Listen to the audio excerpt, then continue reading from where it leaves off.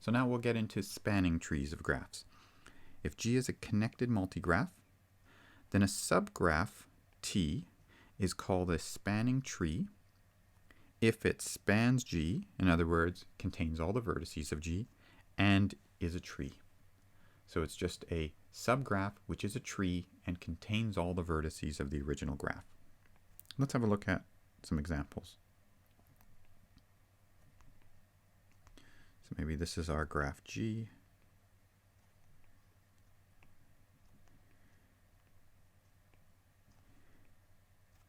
We can look for some spanning trees. So spanning trees aren't necessarily unique. It's just any subgraph which contains all the vertices and is a tree. So what could one spanning tree be? Well, we could maybe take something like this, just a path, for example. That's a tree, contains all the vertices, and therefore it's a spanning tree. What could another one be? Well, we could have something like this.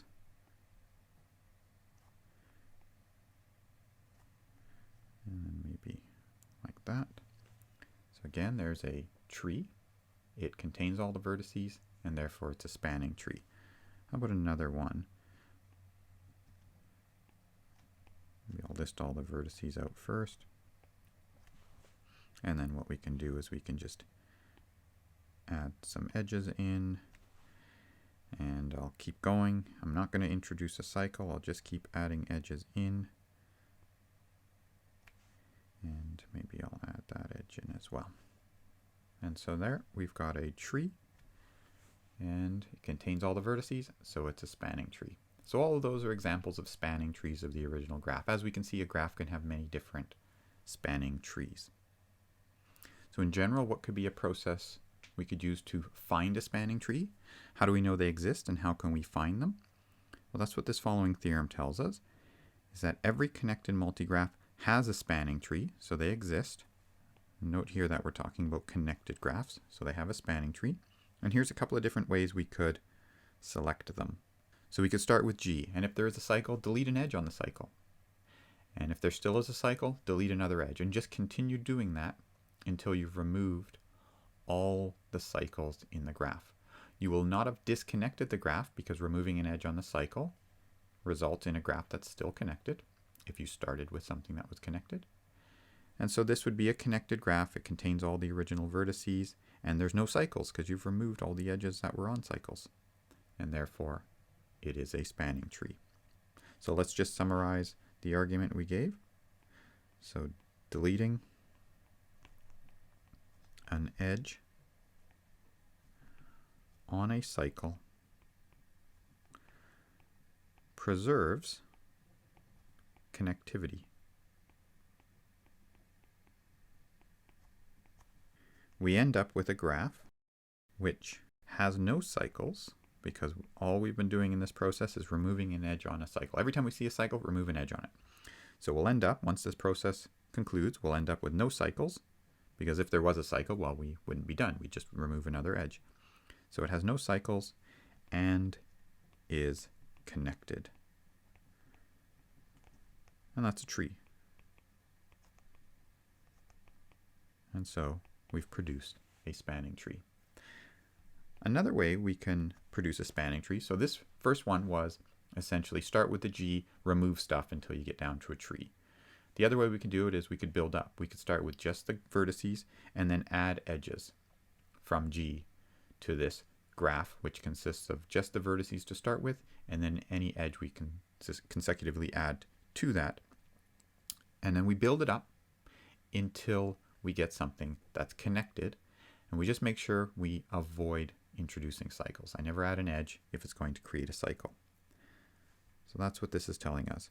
Start with a graph that has all the vertices but no edges, and then for each edge in G, go ahead and add it to H, as long as it does not make a cycle.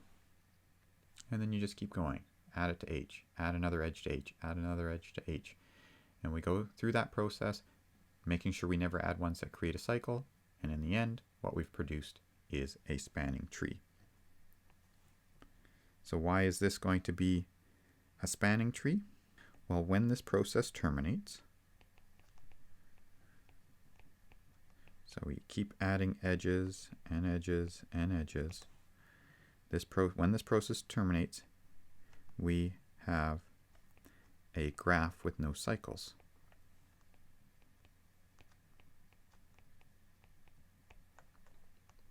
And so the question is it a tree? And the answer is yes, it's a tree because it will be connected. If it wasn't connected, then I would have a subgraph of G that has no cycles. And if it's not connected, it would consist of multiple components. But the original graph G was connected. So there would have to be an edge that connects two of those components. And I can add that edge in and not create a cycle. So my process wouldn't have terminated yet. I would still be able to add more edges.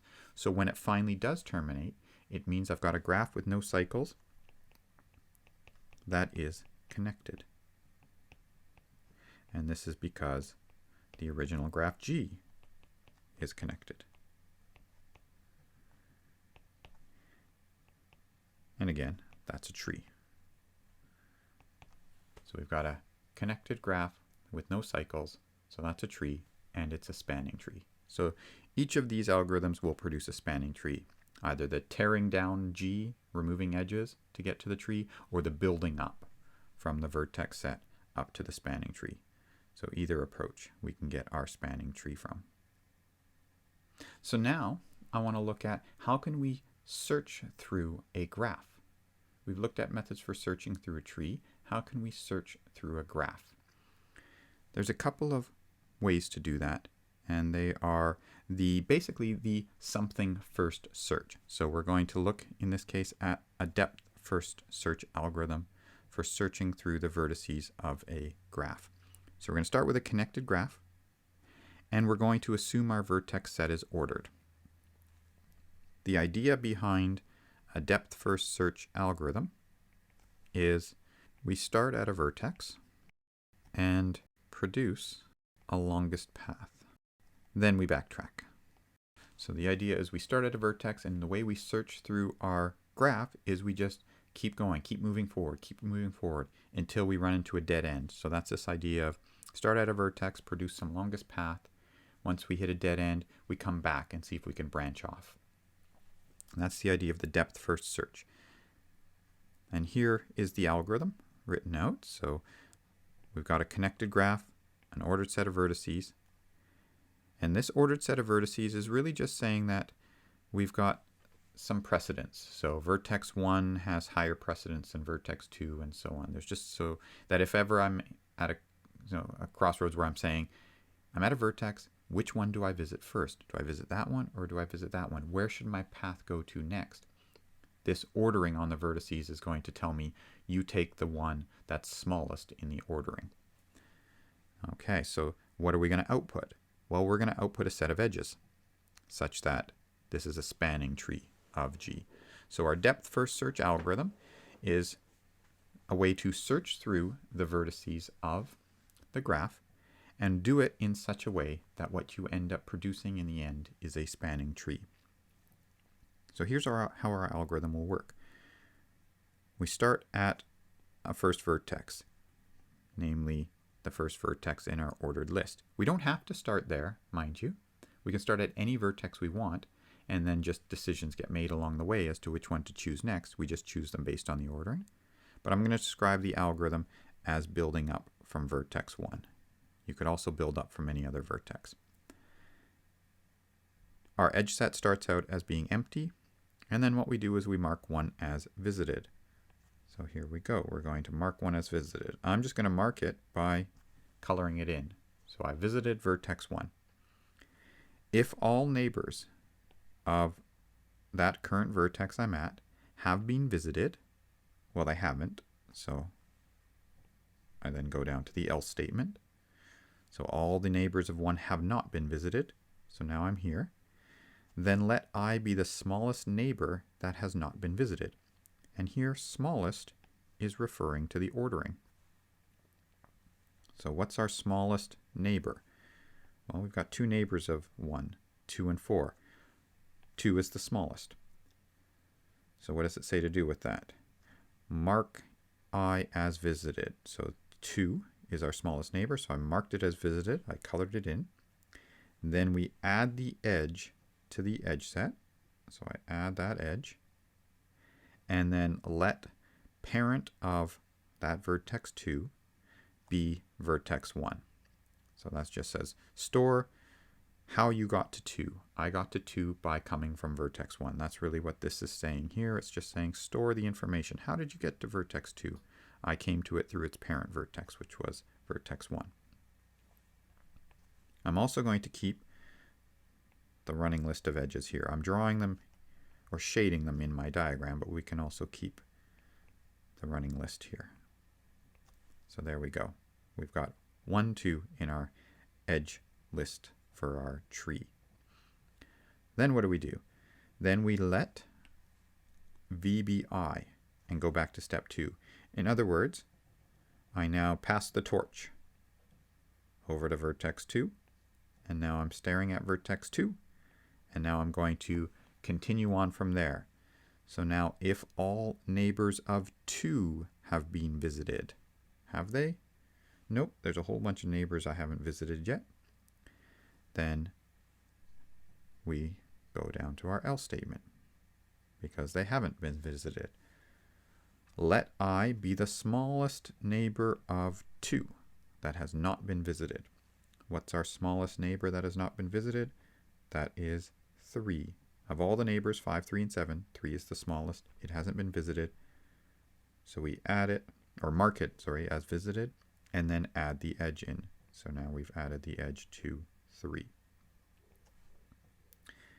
And then we make a note that 2 is the parent of 3. And then we continue on. Go back to step 2, now with vertex 3. Have all the neighbors of 3 been visited? Nope. Okay, so now we're back in this else statement. Consider the smallest neighbor of 3. That would be 5. Mark it. Add the edge in. So that's 3, 5. And continue on now with vertex 5. Go back to step 2. Have all the neighboring vertices of 5 been visited? Yeah, the 2 neighbors are 2 and 3. They've both been visited. So now we're finally, for the first time, entering into here. If V is 1, no, I'm not at 1. I'm still at vertex 5. So I'm not done yet. So then backtrack. So here's our backtrack step. Then else, let V now be the parent of the original V. So here, 5 is our current V. Now update V so it's now its parent. So now we're back here at 3. And then go to step 2. So now I'm back here with V being 3. Have all the neighbors of 3 been visited? Nope. So now I'm down here at the else statement. Consider the smallest unvisited neighbor. That's 7. Visit it and add the edge in. So there's our edge.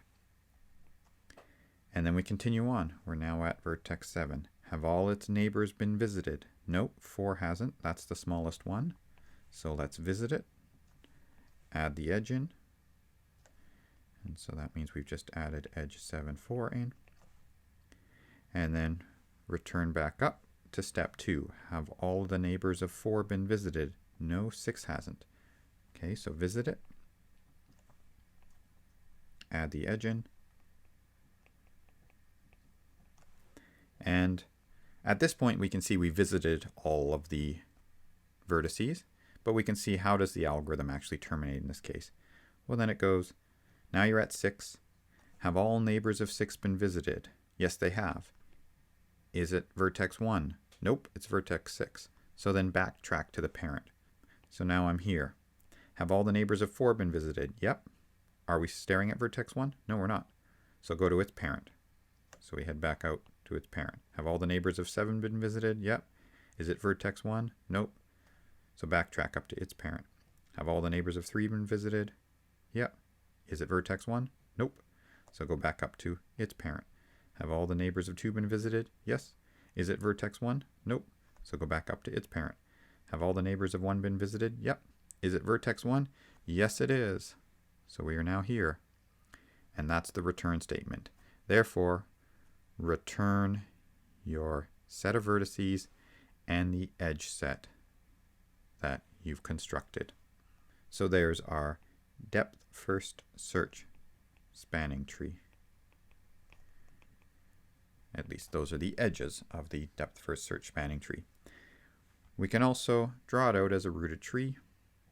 So this is a way to draw the DFS. We had a vertex 1, and then we had an edge that went down to vertex 2. And then from vertex 2, we had an edge that went down to vertex 3. From vertex 3, we had a couple of edges that came off it. We had one that went to 5, one that went to 7, and then from 7, we went to 4, and then from 4 to 6. And so there's our DFS spanning tree. And what typically happens here is our DFS spanning tree. So it's a rooted tree because we started at a vertex and then we just sort of branched out from there. So it will be a rooted tree, rooted at the starting vertex. And with a DFS, these are generally trees of high height because we tried to push as far down the tree as we could and then backtrack and keep pushing as far as we can go. This is as opposed to another way we can construct a spanning tree or search through the nodes of a graph, and that is the breadth first search algorithm. And the idea with this one is to fan out first, then repeat at a new vertex. So rather than drill as far down as you can go and then backtrack, this says just fan out first, and then fan out, and then fan out. So how are we going to do this in practice? What is the description of the algorithm? Well, we start again with a connected graph and an ordered set of vertices. What we're going to return is the vertex set and the set of edges for the spanning tree. The way we're going to search through our vertices and add edges will be through a use of a queue. So a queue is a data structure that uses the first in, first out idea. So it's like a lineup. Whenever you line up for something, if you're in the lineup before someone, then you're going to get served before them. That's as opposed to a stack, where when you arrive to the lineup last, then you're the one that gets processed first. Stack is what we used in the previous case when we were talking about how arithmetic expressions are evaluated on an HP calculator using the postfix notation or the reverse Polish notation. Here, in this case, we're using a queue. So we're going to process things that are in the front of the queue. So how are we going to do this? Well, what we do is we start at a vertex. In this case, we're going to start at the smallest vertex, but we don't have to. We could say, let's construct a spanning tree rooted at 5 or rooted at 7. The whole process would be the same. You just pick the smallest neighbor and do something with it. But in this case, we're going to start with the vertex 1. Start with an empty edge set, and we have an empty queue. So there we go. We insert 1 into the queue and mark it as red. So my queue, I'm going to just use a list to represent it. So we started with the empty one, then I've added 1 into the queue. Now what do we do? While the queue is not empty, do the following. So our queue is not empty, it's got the vertex 1 in there. Let V be the vertex at the front of the queue. So 1's at the front of the queue. Remove it from the queue. Okay, so I'm going to remove it. But once I remove it, for each unvisited neighbor of the vertex I've just removed, do the following. Insert its neighbor at the end of the queue, mark it as visited, and add to the edge. So we're going to do all that at once. So for each unvisited neighbor of 1, 2 is an unvisited neighbor. So 1's out of the queue, but now 2's going in and it's being inserted from the back of the queue. Then we're going to add the edge from 1 to 2. So I'll list my edges down here. So we've got 1 and 2. And then what else do we have? So we've dealt with that first, or that smallest neighbor. We're going to do the same thing for the next smallest neighbor. Insert 4 into the back of the queue and add the edge 1, 4. And so that's dealt with this step. For each unvisited neighbor, do the following. Do these things. And we've done that. We've done it for that neighbor and that neighbor. Now we're out of that for loop, and now we're back into the while loop. While the queue is not empty, do the following. Look at the vertex at the front of the queue. That's now vertex 2. And then just repeat the process. Remove it from the queue, insert all of the unvisited neighbors of 2 by adding them to the queue and then marking them as visited and adding an edge in. So now we're looking at all the neighbors of 2. 3 is the smallest one. So we've removed 2 from the queue. 4 slides up to the front now. And then we add 3 in. We're going to add the edge 2 to 3. And then we're going to do the same thing for 5. Mark 5 as visited. Add it to the queue, add it to the end of the queue, and then add the edge in to 5. And do the same thing for the other neighbor, 7. Add 7 to the end of the queue, add the edge in, and we'll also add it to our list of edges here. And those are all of the neighbors of 2. So we've done that. We have just, for each unvisited neighbor of 2, do the following. Insert to the queue, mark it as visited, add the edge in. We've done that for loop. We're now back up to the top again. While the queue is not empty, do the following. Is it non-empty? Yeah, it is. It's non-empty. 4 is now at the front of the queue, so now we go ahead and process 4. Does 4 have any unvisited neighbors? Yeah, it does. It has 6 as an unvisited neighbor.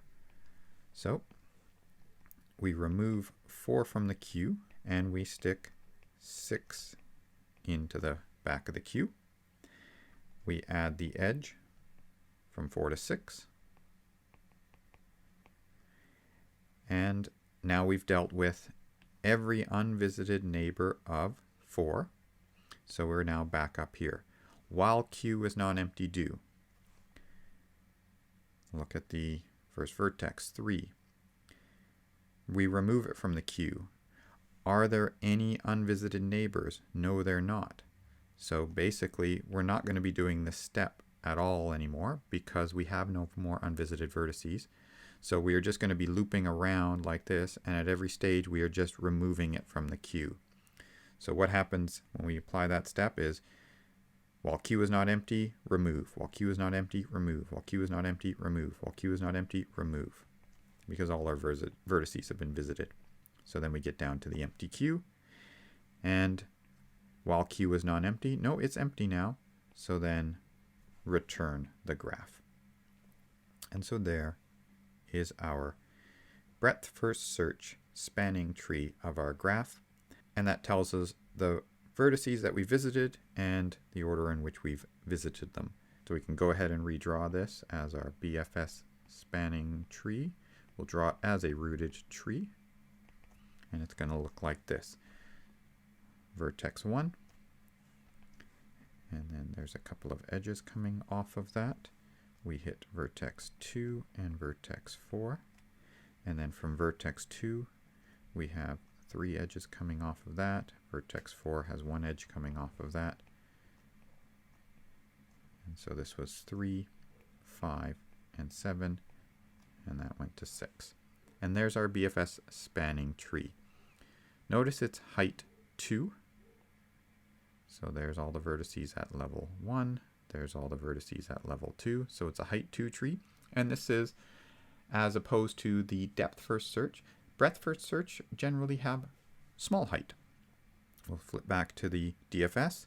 DFS spanning trees, they typically have larger height. And BFS spanning trees typically have smaller height. A final question about the breadth first search and depth first search spanning trees. How do we know from those if the original graph is connected? How do we know if the original graph is connected? Well, the quick answer is if the BFS or DFS contains all the vertices, then the original graph is connected. But here I'm going to answer it in a slightly more comprehensive way. I'll say that the BFS or even the DFS spanning trees contain all vertices in the connected component of G that contains the root. So the root where we started building the spanning tree from, the spanning tree is going to consist of all vertices that are in that connected component. And so what we have is that if all vertices are present, then it means G is connected. If not, G is not connected. And the reason I've written it this way is because now we can see that this gives us a method for figuring out which vertices live in the same connected component as other vertices. Again, the idea here is these were algorithms, so these can be implemented into a computer. We can then run on our graph the DFS or breadth first search algorithms. It will come back with a spanning tree. So for example, in this graph here, if I ran the breadth first search spanning tree starting at vertex 1, then what it does, it returns to me a spanning tree, and all of the vertices that are in this graph are precisely the vertices that live in the same connected component as 1. So I could run this algorithm on a graph that's not connected. It's just all that it would produce is a spanning tree for the connected component that 1 belongs to. So I can use this in a way to also investigate disconnected graphs as well. I could say in this graph, what are the vertices that 1 is connected to? Run the breadth first search spanning tree. It will give me all of the vertices that live in the same connected component as it. So I've answered it this way because we get a little bit of a deeper insight into how these results can be used in the non-connected cases. All right, so that's it for this section. As you'll see in the coming lectures, we'll actually come back and we'll see how to use the depth first search algorithm as a starting step for other algorithms that are going to help us investigate graphs. So we look forward to seeing those in the next lecture. Thanks for watching, and we'll see you again next time.